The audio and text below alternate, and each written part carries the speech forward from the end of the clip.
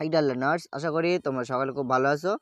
তো আমরা আগের ভিডিওতে নাহু সরফের ক্লাসে আমরা কমপ্লিট করেছিলাম আকসামুল কালমা, অর্থাৎ শব্দের যে প্রকারভেদ, তিনটি প্রকারভেদ আছে ইসেম ফেল হরফ। সো আমরা সেটা কমপ্লিট করেছিলাম। সো আজকে আমরা এসএম সম্পর্কে বিস্তারিত জেনে নেব। ওকে, তো চলো আমরা আজকে ক্লাসটি শুরু করি। তো দেখো, এসএম বা বিশেষ্য কাকে বলে? এসএম বলা হয় কোনো কিছুর নাম বোঝানো। ওকে, যে ওয়ার্ড দ্বারা কোনো ব্যক্তি, বস্তু, স্থান, জাতি কোনো কিছুর নাম বোঝাবে সেটাকে আমরা এসএম বলবো। ওকে, দেখো বইয়ের ভাষায় যে ওয়ার্ড দ্বারা কোনো কিছুর নাম বোঝায় তাকে নাউন, ইংরেজিতে নাউন বলা হয়, আর আরবিকে এসএম বলা হয়। ওকে ওকে চলো এবারে আমরা আকসামুল এসএম এর প্রকারভেদগুলো দেখে নেব। তো দেখো, বিশেষ্যের শ্রেণী বিভাগ। ওকে, আকসামুল এসএম মানে বিশেষ্যের শ্রেণী বিভাগ। দেখো, এসএম বা নামবাচক বিশেষ্য সাধারণত দুই প্রকার। একটি হলো আল ইসমুল মুতাসাররিফু, আর একটি হলো আল ইসমু গায়ের মুতাসাররিফ। ওকে, তো আমরা এই ভিডিওতে আমরা ইসম সম্পর্কে বিস্তারিত জেনে নেব। চলো প্রথমে আমরা দেখে নেব ইসমে মুতাসারিফ বা রূপান্তরযোগ্য বিশেষ্য কোনগুলি। দেখো, ইসমে মুতাসারিফ হলো যে সমস্ত এসএম পরিবর্তন করা যায়, যে সমস্ত এসএমকে আমরা চেঞ্জ করতে পারি, পরিবর্তন করতে পারি, অর্থাৎ এক বচন, দ্বিবচন, বহুবচন, হ্যাঁ, এগুলো আমরা করতে পারবো। সেই সমস্ত এসএমকে আমরা ইসমে মুতাসারিফ বলবো। ওকে, যেমন মাদিনাতু, মাদিনাতুন মানে একটি শহর, সো এটাকে আমরা দ্বিবচন করবো মাদিনাতানে, দুটি শহর। তো এইভাবে আমরা যে এসএমকে আমরা এক বচন থেকে দ্বিবচন বা বহুবচন করতে পারবো, সেই এসএমগুলোকে আমরা বলবো ইসমে মুতাসাররিফ। ওকে, ইসমে মুতাসাররিফকে আবার তিন ভাগে ভাগ করা হয়। একটা হলো ইসমে জামিদ, ইসমে মাজদার, আরেকটা হলো ইসমে মুশতাক। ওকে ওকে প্রথমে আমরা জানবো ইসমে জামিদ। দেখো, ইসমে জামিদ হচ্ছে যে সমস্ত এসএম কোনো শব্দ থেকে তৈরি হয়নি এবং তা থেকে কোনো শব্দ তৈরি করা যাবে না, সেই এসএমকে আমরা ইসমে জামিদ বলবো।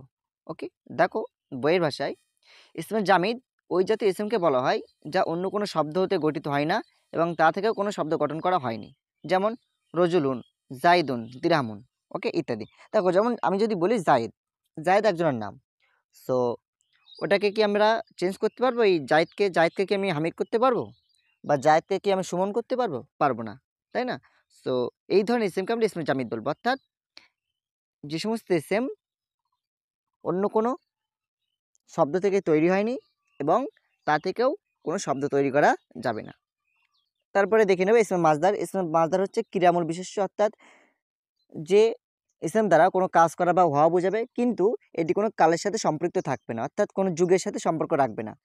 ওকে, আর আমরা জানি যে ইসমে মাজদার থেকে আমাদের ক্রিয়া বা ফেলগুলো তৈরি হয়। ওকে, তো তাহলে ইসমে মাজদার কোনটা? ইসমে মাজদার হচ্ছে ওই সমস্ত এসএম কে বলবো যে এসএম দ্বারা কোনো কাজ করা বা হওয়া বোঝাবে, কিন্তু কোনো কালের সাথে সম্পর্ক রাখবে না, সেটাকে আমরা ইসমে মাজদার বলবো।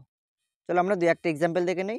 যেমন আর দর্ব, আর দর্ব মানে প্রহার করা। এখন যদি বলি, আমি যদি বলি প্রহার করা, দেখো এখানে কিন্তু প্রহার করা কাজটি কোন কালের সাথে সম্পৃক্ত সেটা কিন্তু বোঝায়নি, তাই না?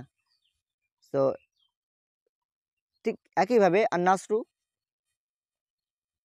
ঠিক একইভাবে আর নাসরু, নাসরু মানে সাহায্য করা, আল কিতাব মানে লেখা, আল আল ইকরম মানে সম্মান করা, আল আল আকাল, আকাল মানে খাওয়া, করা মানে পড়া।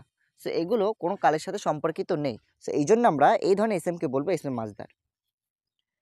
ওকে, তারপরে আমাদের যে ভাগটি আছে ইসমে মুস্তাক, অর্থাৎ গঠিত বা নির্গত বিশেষ্য।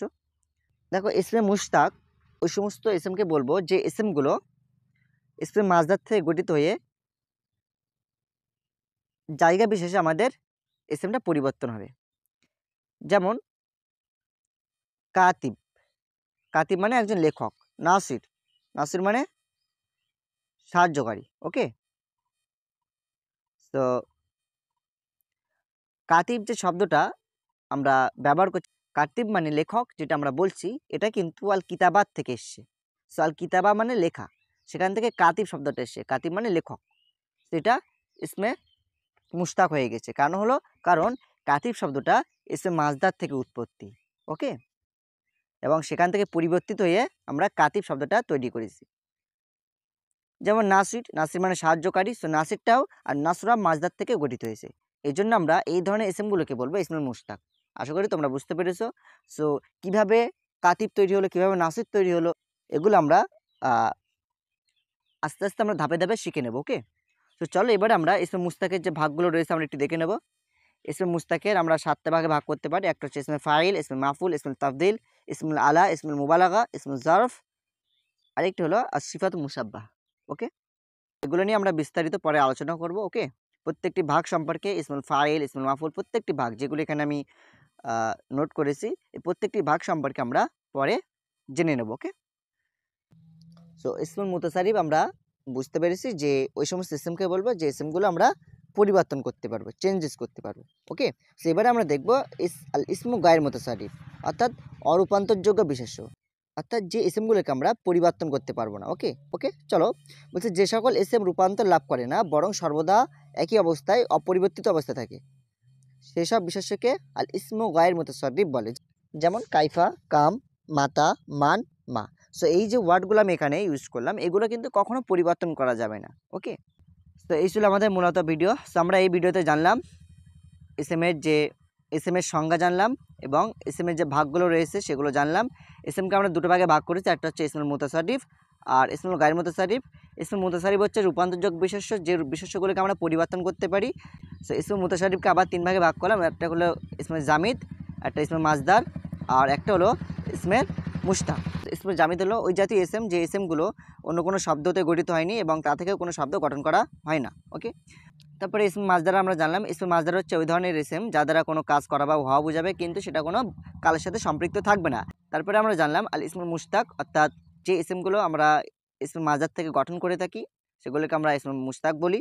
ওকে, যেমন কাতিব, নাসির, কাতিবুন, নাসিরুন। তারপরে আমরা জানলাম ইসমুল মুশতাকের ভাগ। ইসমুল মুশতাককে আমরা 7টি ভাগে ভাগ করলাম, ইসমে ফাইল, ইসমুল মাফুল, ইসমুল তাফদিল, ইসমু আলা, ইসমুল মুবালাগা, ইসমুল জারফ, সিফাত মুসাব্বাহ। ওকে, এগুলো আমরা জানলাম।